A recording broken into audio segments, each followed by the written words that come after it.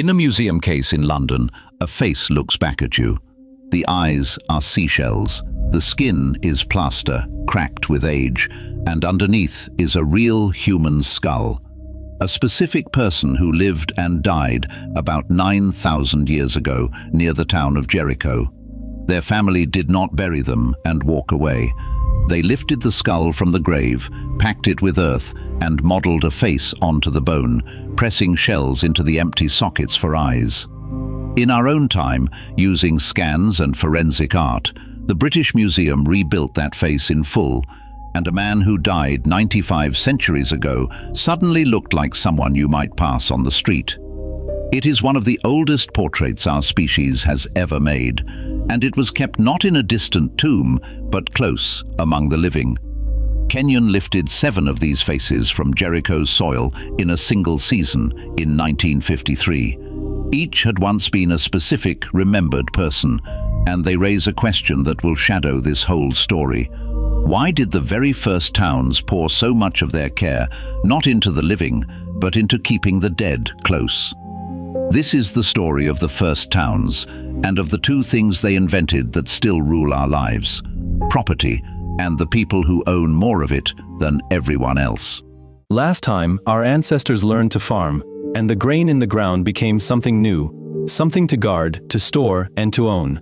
Will Durant told the story that follows in a straight line. A surplus makes property, property makes rank, and rank makes the state. He had the destination right.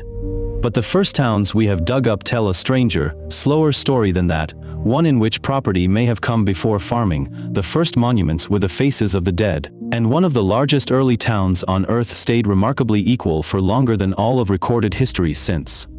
Begin at Jericho. Around 11,000 years ago, beside a spring in the Jordan Valley, people raised something no humans had built before: a massive stone wall around their town. And against it, a tower, a stone tower, with a staircase of 22 steps climbing up inside it, built about 10,000 years ago. The wall was enormous for its age, thousands of tons of stone hauled and stacked by people who had no metal and no wheel. It is one of the oldest monuments on the planet, a Neolithic skyscraper, and for decades its meaning seemed obvious. A wall means enemies. A wall means war. But look closer, and even that turns out to be contested. The archaeologist who defined the site, Kathleen Kenyon, read the wall as a fortress. Another, Ofer Bar Yosef, argued it was never built against people at all, that it held back floodwater and the mud sliding down from the hills. We still don't know which. What we do know is what the town was built on: property. To farm, you have to own. This field is mine, this store of grain is mine, this house is mine. And here is the first surprise. Some researchers argue that private property wasn't a result of farming at all, but a precondition for it, that people had to agree on who owned what before planting was worth the risk. Mine came first. And nothing anchored mine like the dead. Those plastered skulls were a family saying, "These are our ancestors, this is our house, our line." And they were not alone in keeping the dead close. In these towns, people often buried their own beneath the floors of their houses, sleeping their whole lives above their ancestors. It was the seed of inheritance, of passing down not just blood, but property, through a name. So property, ownership, inheritance. Surely the kings came next. Surely the rich house, the ruler, the pyramid of ranks. And here is where the first towns break the story we expect. Travel north to Çatalhöyük in what is now Turkey. Around 9,000 years ago, it held thousands of people, packed so tightly there were no streets at all. You walked across the rooftops and climbed down through a hole in your ceiling to get home.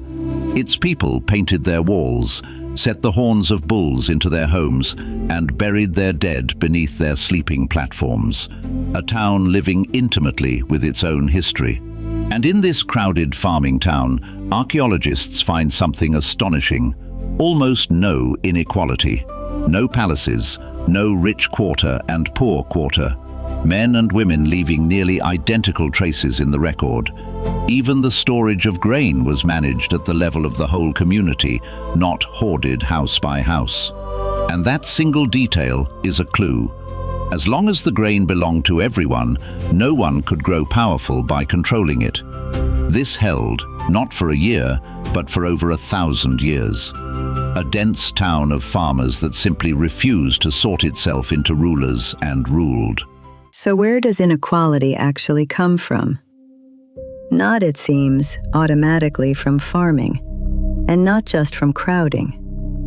The evidence points somewhere more specific. Wealth inequality crystallized when land itself became scarce, when there was no longer open ground to move onto, and a few people could close their hands around what was left. Inequality wasn't the harvest's gift. It was a door that opened only when the land filled up. So the road from the farm to the throne was longer and far less inevitable than the tidy version suggests. Property may have come before the plough. The first great monuments were not palaces but ancestors kept in the home, and equality, real, durable equality, lasted in some of the first towns for 1,000 years before it broke. It is worth sitting with that, because it cuts against something we tell ourselves, that hierarchy is simply human nature. For 1,000 years, in one of the largest towns on Earth, it wasn't. Durant had the destination right. The surplus would in the end pay for priests and kings, but it did not have to. Town by town, our ancestors were running an experiment in how to live together at scale, and for a long time, many of them chose to stay level. The walls were rising, the ancestors were being claimed, and the land was slowly filling. When it was full, the experiment would end, and a new kind of human would step forward, one who did not just own a field, but ruled the people on it. Next time on Civilization OS. The town becomes a city. When a few thousand grow into tens of thousands, when you must live your whole life among strangers, the old equality finally cracks. And out of the crowd rise the first kings, the first temples that scrape the sky, and the first men to call a whole people their own. From the villages of the Jordan to the temple cities of Sumer, the city is about to be born.